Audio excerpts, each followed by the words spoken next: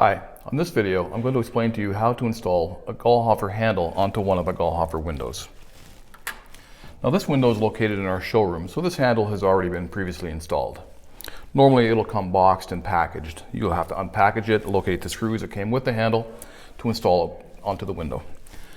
There's a cover that will need to be turned at a 90 degree. Install the handle with the handle pointed in the down position. Use one of the factory supplied screws.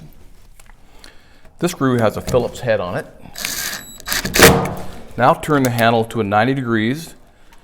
I'm turning it to the left because in this case, the hinges are located on the left. The handle will always turn in the direction of the hinge side of the unit.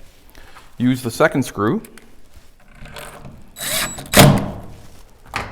Handle is now secured. Put the cover into the lock position. Ensure that the label on the handle is pointed up. The window is now locked.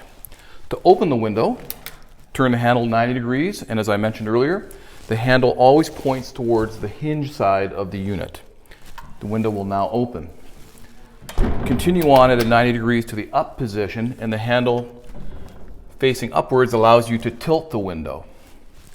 Now you can go directly from tilt to lock without going into the middle position. Just go straight down, the window is now locked.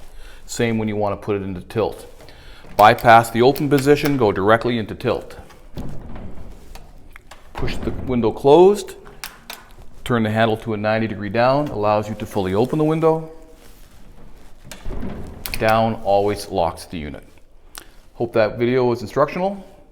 Please check out our other videos to learn more about operating our units. Thanks so much, take care.